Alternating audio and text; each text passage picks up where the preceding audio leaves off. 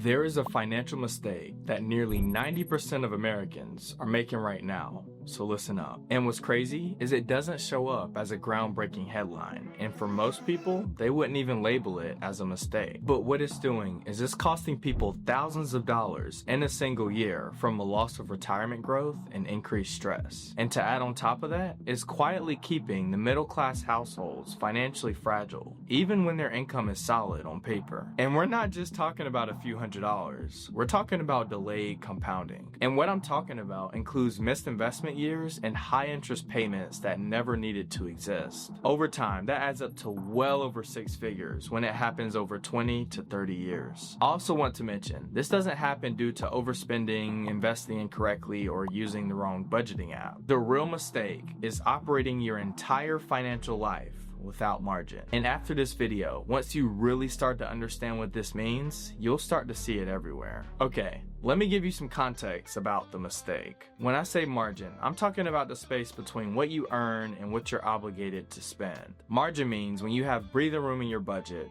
breathing room in your debt payments, and breathing room in your financial decisions. According to recent data, nearly 60% of Americans are living paycheck to paycheck, and some of them make well over six figures a year. And by now, you know what that means. That's not an income problem. That's a margin problem. The people that I'm referring to aren't necessarily broke, they're just maxed out. And it's so easy to do so because we're all human. When you really think about it, there's a lot of people's income that barely covers their lifestyle due to lifestyle inflation. Because oftentimes when their income goes up, so does their expenses. And a lot of those expenses are things that they want and not what they need. And a lot of people do have savings accounts, yes, but it wouldn't cover but only a few months worth of expenses. And lastly, their retirement contributions are happening, but not at the level that creates meaningful compounding over time. And to tie all these examples together, they're financially functional but structurally fragile. And fragility is expensive. Now, if this is you, that's okay, but this is what you should do next. The very first thing is take a deep breath. Everything is okay because fixing this will not require a dramatic life overhaul. It requires a deliberate margin expansion, and here's what it looks like. Step 1, build a real emergency reserve. I briefly touched on this earlier, but me personally, I always aim for 6 to 12 months worth of essential expenses as the goal. Let's suppose that your essential expenses are $3,000 a month. So that means your cushion should be $18,000 to $36,000 over time. And trust me, I know, that number sounds aggressive, but security is aggressive. And when you build margin, it's not accidentally, it's very intentional, and that's why the planning process is important. Oh yeah, and I almost forgot, if you need tips on what side hustle to start to help build this buffer, you should check out this video above because it'll show you how. But let me know which one you choose. I'm interested to know which one is your favorite as well. Alright, second step, reduce fixed obligations where possible. Believe it or not, fixed expenses determine how fragile you are month to month. Let's say that you have a car and your fixed car payment is $600 a month. And let's say that you find a way to lower that payment to $350 a month. And now you have $250 that's now free cash flow that adds up to $3,000 in a single year. And look, I know it sounds small, but it's not. It's structural change. Third step, automate investing that stretches you slightly. So if you're investing at 5% of your income, then slowly work towards 10% of your income if it allows. And as it relates to automation, this removes the temptation to delay investing and protects your future self. And also, in this video above, I talked about the best apps that you should use this year. But there is one app that I didn't mention on there, and that one is Webull. I've been using Webull for a while now because it's easy to use, and I have a lot of my automatic transfers set up to there. But anyways, you should check out the full video because I talk about the best apps that you should use for your situation. Alright, now step 4. Resist lifestyle inflation when your income rises. And I also briefly touched on this before, but here's an example. Let's say that you do a good job at work and you receive a $5,000 raise. And while I know the importance of treating yourself and using a piece of it as a reward,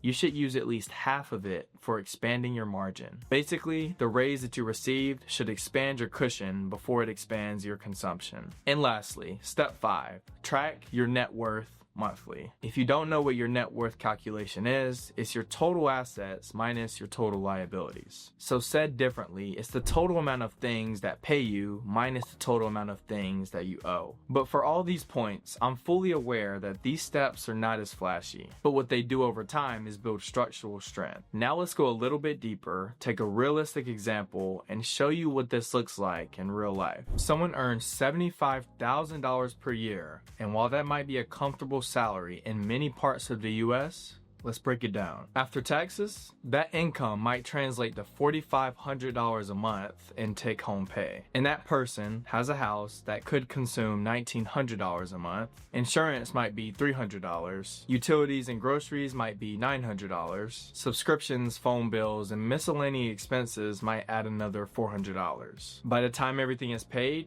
they might only have $300 or $400 left. That leftover amount becomes the savings plan. Now, let's introduce reality, where life completely smacks you, and this part's not fun. You're driving to the store, and then your car may break down on you. Now you're panicking, go to the repair shop, and they quote you $1,500. Or there may be one day where you're just going to work, living life, and then you get sick, and the medical bill pops up for $900. And as you know, every single year, inflation fluctuates, and let's say that it takes up grocery and insurance costs. Let's say that those two costs rise by 8%, but your income stays flat. And while we painted this scenario, someone's life looks exactly like this. But the key takeaway is without margin, there's no buffer, and people instinctively reach for the credit card to absorb the shock. And with average credit card interest rates being 20 to 24%, that's a big difference. And as I'm recording this video, this is the part where it begins to hit me personally. Because when I tell you I used to operate without margin, without even realizing it, I mean it. I had income, I had ambition, I even had a little bit of savings at the time, but I didn't have margin. Every financial expense felt heavier than it should have, and every financial goal felt slower than it needed to be. And to be honest with you, I'm still cleaning up a lot of those financial mistakes, even today. But that's exactly why Money Talks Media was created, so that people can get in front of the mistakes and not make the same ones that I did. But I want to remind you that wherever you are financially, it does not mean that you're behind. What it does mean is that you're early in the correction, no matter how old you are. Let's stay locked in, and I promise, over time, you'll see the difference. Because for me, I'm not talking in theory, I'm talking based on real life experiences. Appreciate your continued support. Now let's get into how this mistake cascades over time. Let me make this clear. The impact of no margin is not wealth destruction. It's just gradual erosion. First, the lack of margin prevents a fully funded emergency reserve. Second, when a disruption happens, that's where high interest debt fills the gap. Third, those debt payments prevents you from investing consistently because that's what you're worried about. Fourth,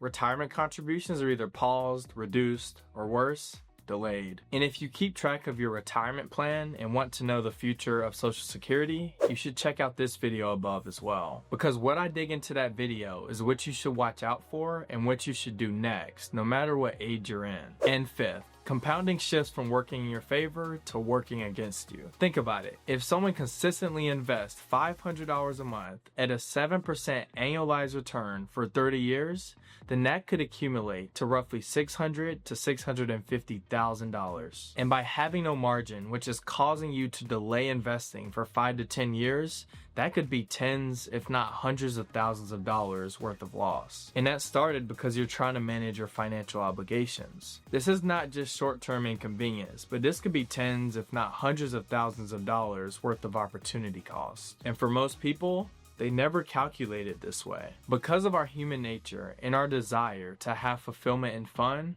oftentimes when our income increases, so does our expenses. And you know what that means. That causes lifestyle inflation. There are a few hidden areas to where people get trapped, and here they are. Number one, buy now, pay later normalizes the consumption without cash. Number two, credit card companies offer rewards that distract people from interest rates. And number three, all of those small subscriptions that you have, they all add up over time. From a social perspective, it feels normal because it seems like everyone around you is doing just fine. Until you notice when something unexpected happens in their life, that's where fragility becomes visible. Now, Let's wrap this up with the emotional consequences. Living without margin creates this constant but low-grade financial anxiety. And to be honest, I still struggle with this today because I'm still playing catch-up from my past. Even someone around the US that makes $80,000 or even $100,000 a year, low-key, they still don't feel secure because oftentimes they hesitate to invest aggressively, they delay starting a small business, they avoid career risk, and they postpone major life moves and opportunities. And it all comes from not having margin narrowing your decision making. And when stress increases, people tend to make reactive financial decisions instead of strategic ones. Margin doesn't just protect your future, it protects your mindset, and correcting this before helps a ton. When opportunity comes up, they feel possible and not terrifying. You stop asking, can I survive this? And start asking, does this align with my long-term plan? And that shift is what changes everything. And as we tie all of this together, what are the key takeaways? The financial mistake that 90% of Americans are making today is living at their limit. They are earning enough to function, but not leaving enough space for disruption. They are financially operational, but structurally fragile. And fragility is expensive. Margin is not glamorous, and it definitely doesn't impress anyone on social media. But margin is what allows wealth to compound, opportunities to be taken, and then stress to be decreased. If you change only one thing this year,